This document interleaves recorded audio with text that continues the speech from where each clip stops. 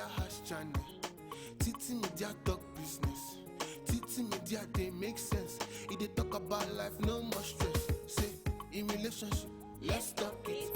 In faith, oh, let's talk it. In love, oh, let's talk it. Hello everyone, welcome to Tech Talk Media channel. I am Udensi Juliet and my co-anchor is Egelebe Vitus, popularly known as Vitus the Socrates. with us in the studio today is Reverend Father Teclus Ukweze, fondly called Father Tech by students on campus. Well, I'm glad to announce to you that he's the CEO of TechStuds Media and also the brain behind TechStuds Media. Well, before Father say hi to the audience, I wish to make a confession, so I think I should do the confession before we continue with this section. Well, last night when the MD sent me a mail that I will be anchoring today's program, and he told me that the CEO will be coming for the session today. I said, wow, so finally I'll be meeting with the CEO of TechStuds. I'll actually meet with this amazing man that have driven this passion of love for youth, giving them the avenue of how best to develop their talents. Well, it's indeed a great privilege to meet with this young, creative man. So, Father, can you please say hi to the audience? Good day, beloved audience of TechStuds Media. I've always met with you in a session like this, and it is a privilege to be at the seat of Text Desk. Thank you. Okay, our topic today is vocation of Moses. First, let's start with the meaning of vocation. Father, there is this confusion about the concept vocation. Some say it's a profession, some say it's a calling. So please, Father, can you throw more light on this vocation? Okay, thank you very much. The word vocation comes from the Latin word vocare, which means to call. Vocation is not profession. Vocation is not occupation. And even profession and occupation are two different things. Now let's go to our native language. When you say occupation, we call it oruaka. That is something one is doing that is occupying that person, from which the person is making his or her money. When you say profession, it means akoru, something one has learned or studied. Taking for instance, someone who studies medicine is called a medical doctor. Someone who has learned how to repair car is called a mechanic, and that is his profession. But when you come to the arena of vocation, vocation means a calling. You can liken it to destiny, akaraka. A calling of which God has called a particular person for a particular purpose. God may call, just as God called me to be a priest, God may have called you to be a married woman. And that is your vocation. One thing interesting and significant with regard to vocation is it is always for the good of the other, for the good of the people, not necessarily for the good of the person who is handling that vocation. So profession and occupation could be for my own good, but when it comes to vocation, it is a selfless act for the other person. Thank you.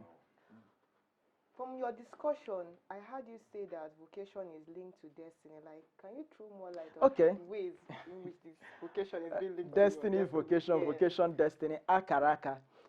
In Jeremiah, God will say, before you were born, I chose you. So, akaraka mado is his destiny, what God called you to do in the world. So, it is likened that vocation and destiny could be the same thing. So it is akaraka, vocation. Okpukpo chukwu kpọrọ mmadụ. Thank you. Okay, wow, I'm so glad over this session. And this particular analysis Father just gave about the similarities and the confusions people are getting towards these similar words gets me overwhelmed. Thank you, Father, for that. All right. And having known the meaning of vocation, we can now proceed to the topic of today, which is the vocation of Moses. Yes. Okay, coming to this, Father, was Moses able to discover his vocation, and how did he discover the vocation? Okay. Uh, the man called Moses is regarded as the most important personality in the Old Testament. If so, we cannot deny the fact that he discovered his vocation. But then, when Moses was put to bed, he stayed in the water until the daughter of Pharaoh got her, and so on. The story about Moses, of which the daughter of Pharaoh started paying the mother of Moses to take care of her son. After which, Moses now found himself in the palace as a prince. Moses would have just been enjoying the comfort of the palace with Pharaoh. But he discovered within himself that that is not his place. He's not an Egyptian. He's an Israelite. He discovered that his people were suffering in the hands of Egyptians. He became uncomfortable. So his vocation is that he was not thinking about himself. Remember what I told you, that vocation is selfless. It thinks about the good of the other. So Moses was not thinking of himself. He was thinking of how to help his people. That was when he discovered his vocation. Wow. Yeah. Okay, wow. So Moses really discovered his vocation. Exactly. Okay, further, when Moses discovered his vocation now, was he able to attend to this vocation in the rightful manner or the rightful That's way? a beautiful question. One thing is to discover your vocation. The other thing is how best to appropriate it towards God's direction. Moses discovered that he needs to help his people. He had that burning passion to help his people. But on the long run, we observed that Moses took Lot into his hands. He did not listen to God. He did not connect himself, like tuning himself into this the wavelength of divine revelation. So for him, this person, Egyptian, is killing my brother. If that is the case, I must kill him. He became a murderer and he flew away. So that is the problem. It's not about discovering your vocation, it's about listening to the voice of God. Taking, for instance, Text Taught Media could be a vocation in which we are gathering young people. It is a passion in me, a passion in you, and that's why we are all here, to teach the young people. But then, if on the long run, this passion continues to grow to the point that we don't listen to the voice of God, which will help us to appropriate it, and voice of God mustn't come through revelation, the Father Bishop will always advise us the right thing to do, and we listen to him. So that is vocation. Whatever thing you are doing in life, you need to listen to your elders and take their advice, because they will channel you towards the right direction. Moses, from the first instance, never listened until he became a murderer and ran away. Wow. That is very nice. Okay, Father, with this you said, Yes. this I can come to realize, or I can say that I observed something here. Yes. And what I observed here is that from your speech, you're making us to understand that it's not a matter of being called, but it's a matter of how you approach the call also. Thank you very much. So that is to say that to be called also needs the presence of God and the grace of God Yes. to adhere your calling. Exactly. Okay, having known this, Father, there is something that confused me. Does it mean that vocation sometimes brings troubles to oneself?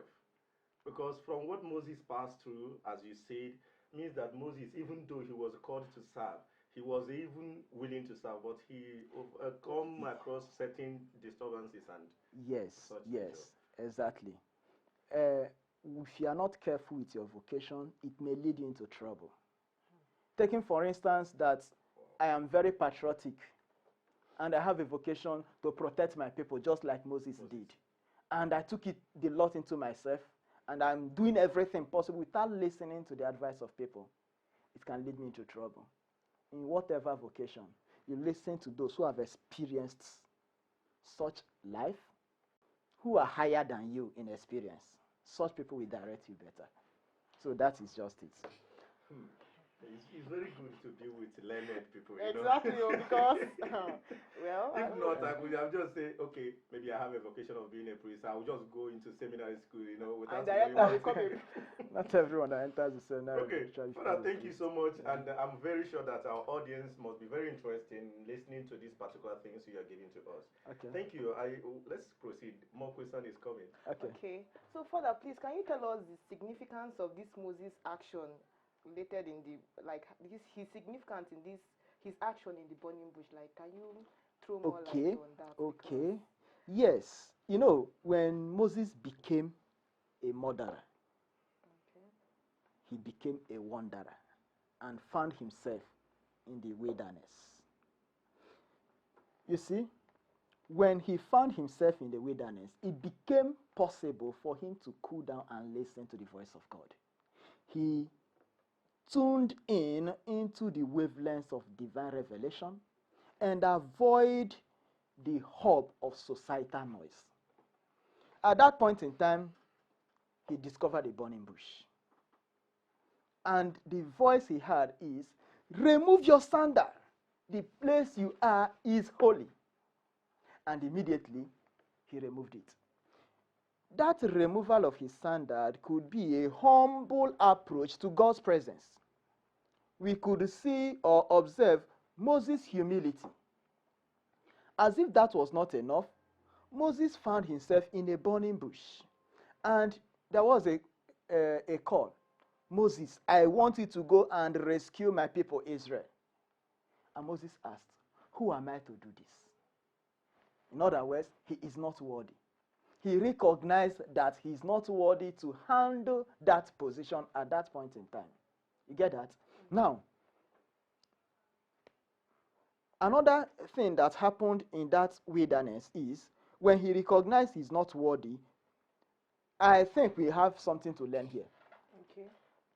Sometimes you want to do something, to write an exam, to write a book, but you feel that I'm not worthy to do this. But remember that there was a response that Moses received at that point in time. What was the response? I will be with you. You see, we young people will always recognize that whenever we are about to enter into an adventure, God will always tell us, I will be with you. He will always empower us. And in that burning bush, we could observe that that bush was not burning. It wasn't consuming. There will be burning bush of crisis, situation, sickness, different kinds of trouble, anxiety, financial crisis, and so on. But once you are with God, it can never burn. It can never be consumed. So let us always be confident in God. So such significances, one, of being with God. In whatever thing you are doing, always know that God is with you. And secondly, the burning bush, once we are in God's presence, no matter the crisis we have found ourselves, it will never consume us. And finally, humility. Remove your sandals, and Moses did that immediately. And that helps him for God to know that this person is really worthy. Remember what happened in Matthew 11:25-27. Jesus was saying, God, I thank you that you have revealed this to the infants and not to those who claim that they are wise, who claim that they can do it on their own. When we show God that without him we can do nothing, and with him we can do everything, God will support us divinely and we will conquer. Okay. So let's move away a bit away from the biblical scripture now, like to Okay. the real world setting now. Okay. What advice, like for example, now you have discovered your vocation and you actually don't know because you have discovered it. The next step now is how best to follow it up. It's really a problem to these youths of these days. So what tips or would I say, what tips would you advise them to use whenever they discover this talent so that they don't jump into confusion along the line? You understand? Because it's very interesting. It's very necessary to explain that. Actually, from time to time, people come to Textort Media office. Father, in fact, I have a vocation. In fact, I can sing. I am a musician. I can do this. I can do that. I will be like, now, what is it? Father, if you just ask me to enter into the musical studio now, my problem is money. Father, I want to blow, Just and so like on that. and so forth. I'll be like, no problem, calm down. I look at the person first of all. You discover that actually this person has a talent, but he has gradually corrupted his talent in a way that, first of all, you look at the person, colored hair. You see, it is a kind of, he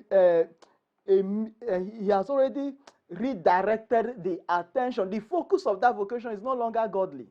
It becomes worldly. When we have vocation, let us recognize God's presence. Let us be humble enough, and let us allow that image that God has created us in his own likeness.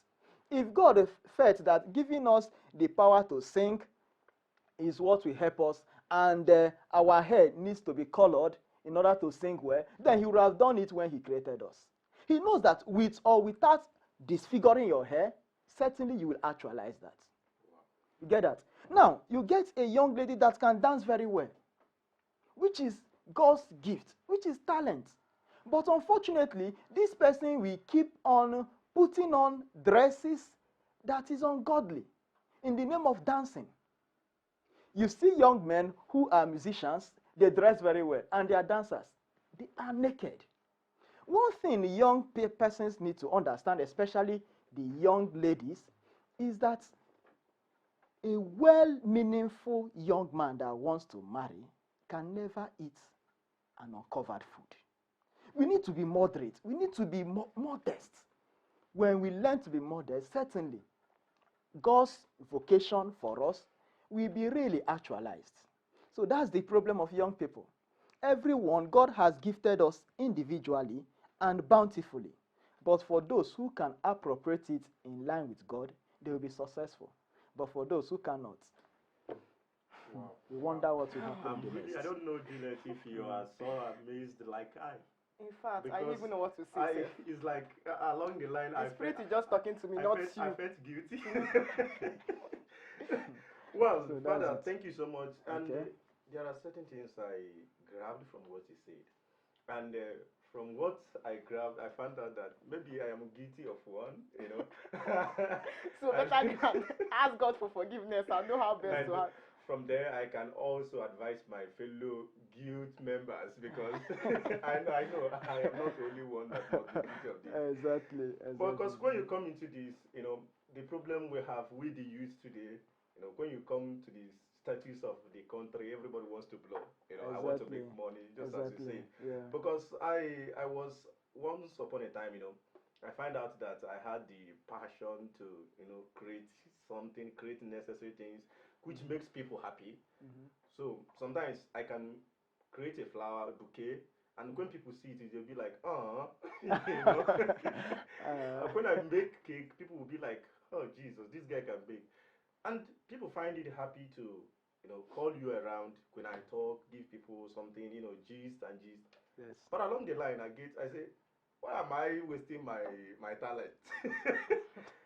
You know, I say, I have this gift. I find out that this is a gift, or maybe this is a call. Yes. Then, as far as people like it, let me use it for money. You know, Okay. I care not about what people, the happiness of Well, people anymore. well, the thing there is that it's not an issue. Monetizing it is an occupation, and you learnt it, hence a profession. Okay. So you can monetize it, make money from it, but also know that God called you in that your occupation or profession to use it as an avenue to bring God to souls and souls to God. Hence, it becomes a vocation. Don't allow the essence of monetizing it, read it off your mind that it is also a vocation. Whereby, taking for instance, you become a married man, which is a vocation.